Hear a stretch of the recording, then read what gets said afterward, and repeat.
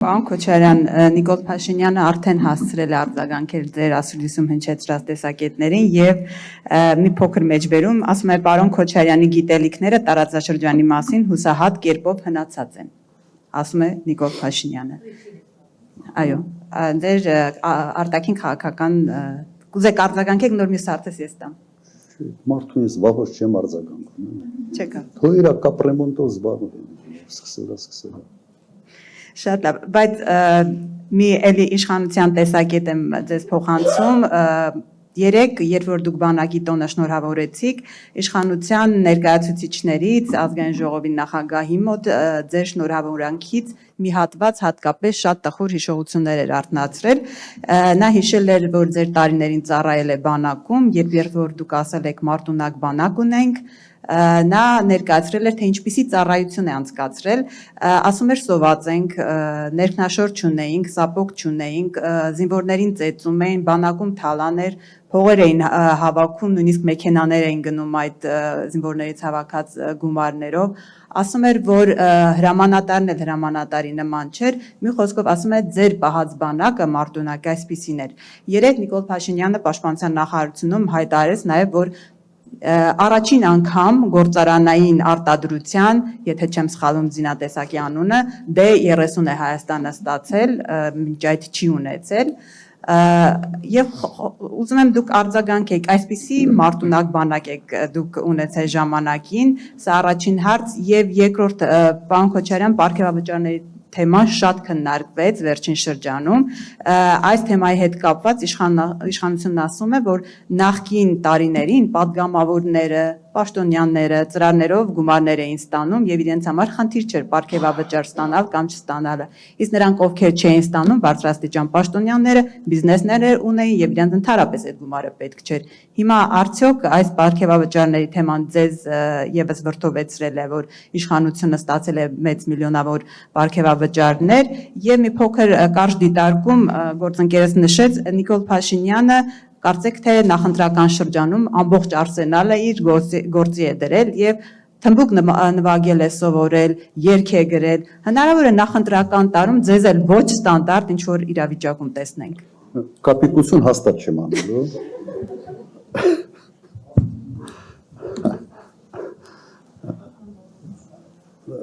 Նայեք, իդեպ հասկանում եմ, որ սոցցանցային աշխարհում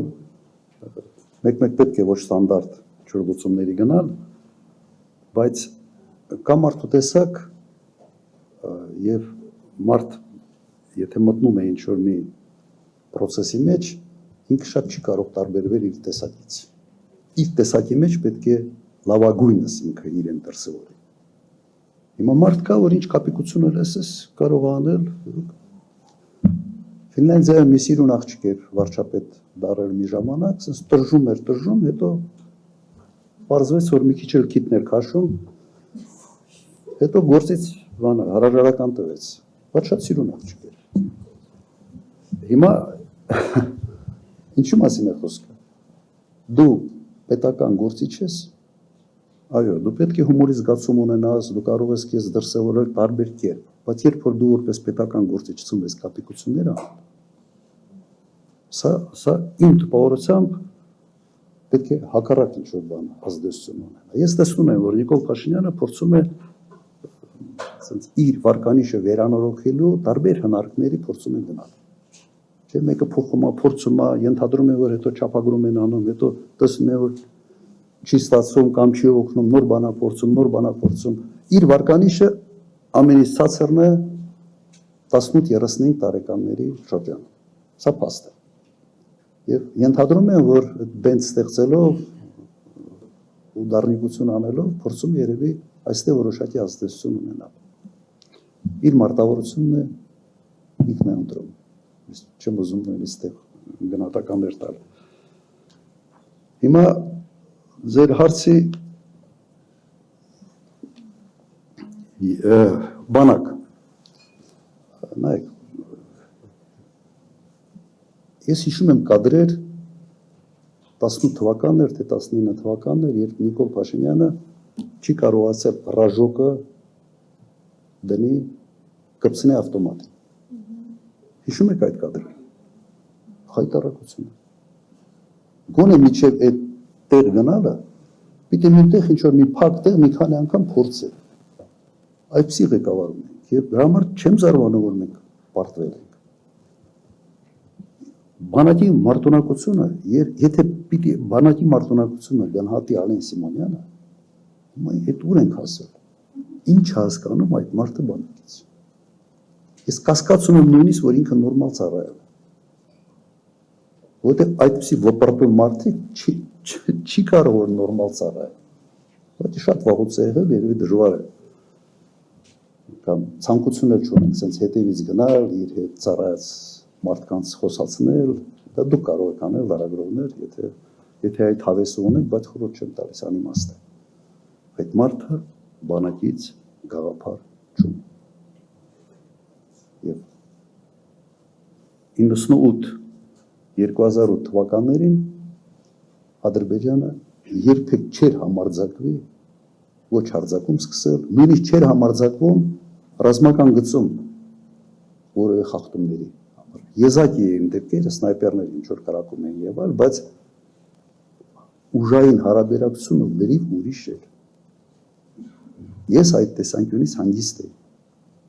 Ես վստահ էի, որ ռազմական ճանապարհով Ադրբեջանը ի վիճակի չի որևէ հարց լուծել։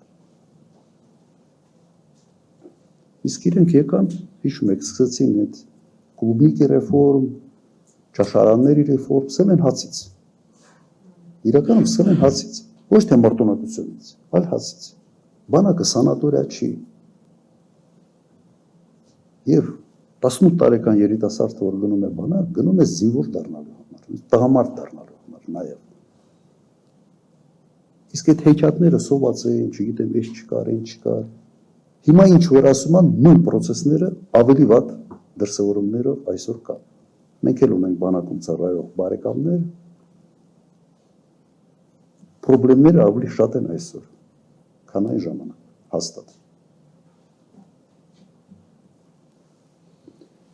Բանկար ինչ-որ 3 կետեր, մեկը բաց, հա, պարտիավճարների մասով,